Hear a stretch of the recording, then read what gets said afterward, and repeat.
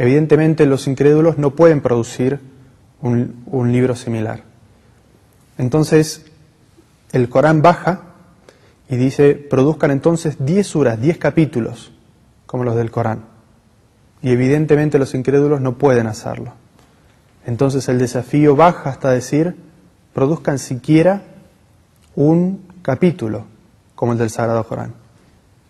Y han pasado 1428 años y los incrédulos no han podido producir un capítulo similar. Y cuando decimos producir no es, como mencionamos anteriormente, imitar el estilo del Corán, sino producir un texto que contenga los milagros que contiene el Corán. Es decir, una legislación perfecta, que no tenga contradicción en sí misma y que pueda ser perfectamente aplicable en cualquier lugar, en cualquier tiempo, y que sea siempre justa para la sociedad. Eso es uno de los milagros que tiene el Corán.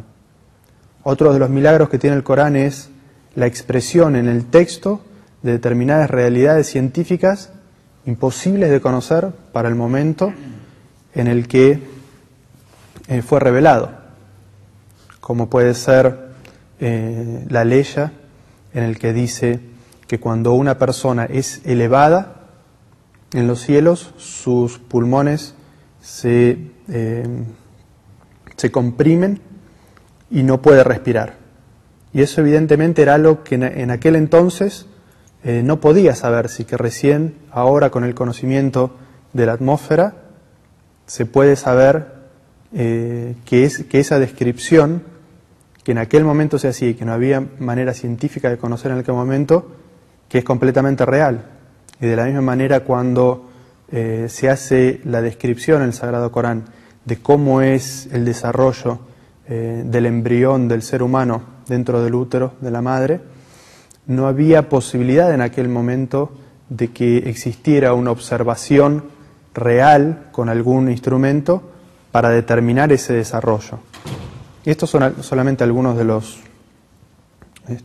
milagros, como también la descripción en aquel entonces en el que muchas de las culturas que se consideraban avanzadas creían que la Tierra era el centro del universo. El Corán ya hablaba de que la Tierra era redonda y de que la Tierra tenía un satélite y de que esta Tierra y este satélite ya giraban en una órbita y de que este sistema solar giraba también en una órbita que pertenecía a una galaxia, ¿no? Subhanallah, conocimientos astronómicos que hasta no hace muy pocos años se han descubierto. Otro de los milagros que tiene el Sagrado Corán es que Allah Azza wa Jal lo ha hecho fácil para memorizar. Y este es un milagro que Allah Azza wa Jal le ha concedido solamente a este libro. El Corán es mucho más extenso que el Último Testamento. Y sin embargo, hasta ahora nosotros no conocemos un solo cristiano que memorice de principio a final el Nuevo Testamento, ¿no es cierto? Y sí conocemos muchísimos musulmanes y de muy corta edad que Allah les ha concedido memorizar el Sagrado Corán. Y es una ley en la cual Allah Azza wa Jal nos dice que Él ha facilitado la conservación y también la memorización del Sagrado Corán. Y el último de los milagros que vamos a mencionar ahora sobre el Sagrado Corán es la conservación intacta, y que también es el único libro que ha sido conservado de esta manera, porque Allah Azza wa Jal lo juró así en el Sagrado Corán cuando dijo: Inna nahnu nazzalna adh-dhikra wa inna lahu lahafidhun. Es decir, nosotros hemos descendido el último recuerdo, el último libro, la última revelación para el ser humano, y nosotros somos de él su custodio. Es decir, nosotros garantizamos su conservación intacta hasta el último de los días. Entonces, estos son los milagros que contiene el Sagrado Corán, y por lo cual terminamos de comprender la definición que hicimos de qué es el Sagrado Corán.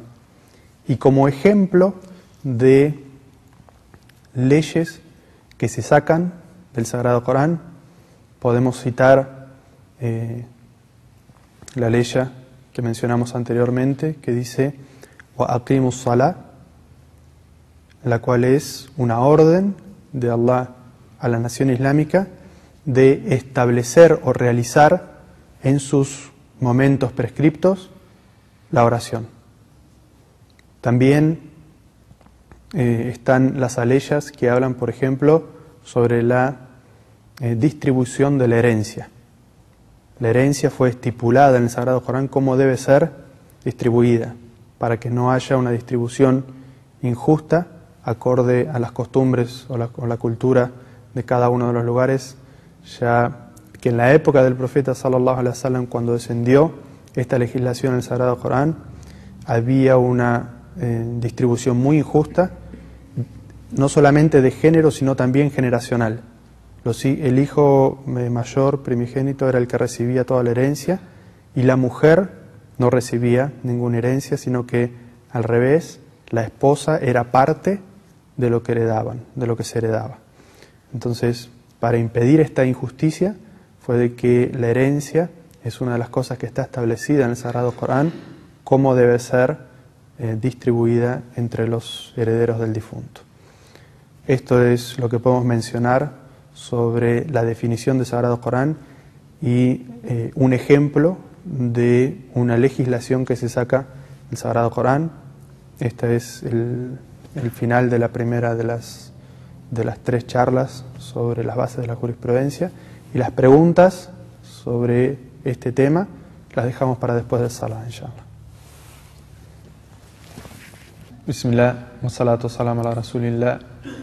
En el nombre de Allah, clemente misericordioso, que la paz y las bendiciones sean con el profeta Muhammad sallallahu alaihi wasallam, con su familia y sus seguidores hasta el día del juicio final.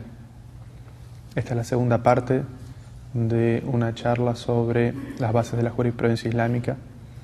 Dimos en la charla anterior la primera de las fuentes primarias, que es el Sagrado Corán, y un ejemplo de una ley derivada o extraída del Sagrado Corán. Ahora vamos a ver la segunda de las fuentes fundamentales o primarias del Islam, que es la Sunna. Cuando hablamos de Sunna, al igual que como hicimos con el Corán, vamos a dar una definición. Vamos a decir qué es la Sunna. La Sunna es el registro de los dichos, hechos y las aprobaciones implícitas y explícitas del profeta Muhammad sallallahu alaihi wasallam, que han sido relatadas por sus sahabas de manera auténtica.